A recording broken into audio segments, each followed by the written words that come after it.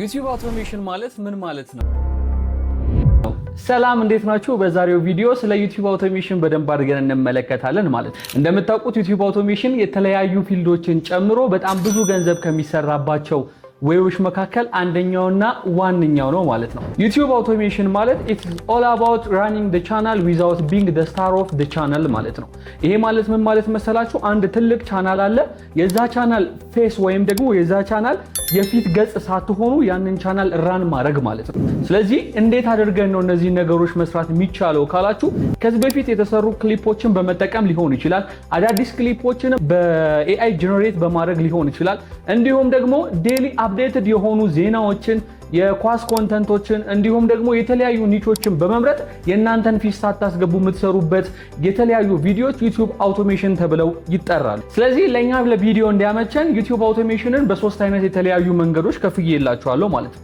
የመጀመሪያው the curator ነው። ሁለተኛው ደግሞ the faceless expert ሲሆን ሶስተኛው ደግሞ the AI creator ማለት ነው። እነዚህ ሶስቱ በምን ይለያያሉ ብለን ስንመለከት the curator የምንለው የተለያዩ ከዚህ ቀደም የተሰሩ ክሊፖችን ሃይሊ ኤዲት አድርገናቸው እኛን ዩቲዩብ ላይ ባን በማያስደርግ መንገድ ሰርተን ስናቀርባቸው the curator እንለዋለን ማለት ነው። ሁለተኛው ደግሞ the faceless expert ነው። the faceless expert የምንላቸው ስቶክ ቪዲዮዎችን በመጠቀም ወይም ደግሞ በኤአይ ጄነሬትድ የሆኑ ቮይሶችን በመጠቀም ሁለቱን ኮምባይን በማድረግ ዩቲዩብ ላይ የምናቀርበው ኮንተንት ነው ማለት ነው።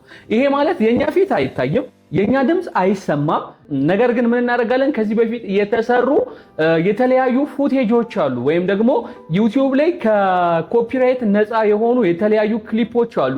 ለምሳሌ የተለያዩ ዜና አቅራቢዎችን ስትመለከቷቸው ወይ በመኪና ሲኬድ የከተማው ቪው ወይ በድሮን የተቀረጸ ጀስት ላይክ ደግሞ የተለያዩ አይነት ፉቴጆችን ይወስዱና በኤአይ ጀነሬት የተደረጉ ሳውንዶችን በመጠቀም አንድ ዜና ይሰራሉ ወይም ደግሞ አንድ የሆነ ዶክመንተሪ ነገርን ያቀርቡላችኋል ማለት ነው። ይሄንን ፌስለስ ኤክስፐርት እንለዋለን ማለት ነው። ሶስተኛ ደረጃ ላይ የምናገኘው ደግሞ AI ክሬተር የሚባለውን ዩቲዩብ አውቶሜሽን ታይፕ ነው ማለት ነው።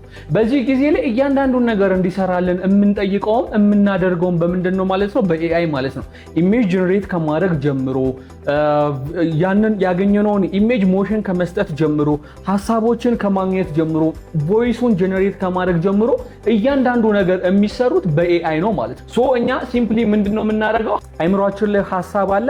ያንን ሐሳብ መጀመሪያ የተለያዩ ቱሎችን በመጠቀም ወይ ወደ ኢሜጅ እንቀይረዋለን ወይ ቀጥታ ደግሞ ቪዲዮ ጀነሬት እናደርጋለን። ወይም ደግሞ ጀነሬት ያደረግነውን ኢሜጅ እንወስድና ሞሽን የሚሰጡ ሌሎች ቱሎች አሉ፣ እዛ ላይ እናስገባቸዋለን። ከዛ የተሻሉ የሆኑ ቪዲዮዎችን አግኝተን ወደ ዩቲዩብ አውቶሜሽን ቀይረናቸው ዩቲዩባችን ላይ እንፖስታቸዋለን ማለት ነው።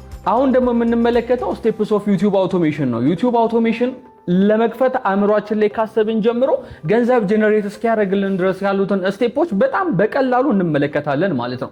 እኔ በጣም በአጭር አድርጌ በሶስት ስቴፖች ከፍዬላችኋለሁ። የመጀመሪያው ክሬት አካውንት ማድረግ ነው። ሁለተኛውና ዋነኛው ነገር ደግሞ ኒች መምረጥ ነው። ሶስተኛ ላይ ደግሞ ቪዲዮ ፖስት ማድረግ ነው ማለት ነው። ያው አራተኛ ባንለውም ግን ጎላችን ስንነሳ መኒ ማግኘት ስለሆነ ሞኔታይዜሽን እንደ ሆል አድርገን እንደ አራተኛም ስቴፕ መጠቀም እንችላለን ወይም ደግሞ ሶስቱ ስቴፖችን የሚያቅፍልን አድርገን እንጠቀማለን ማለት ነው።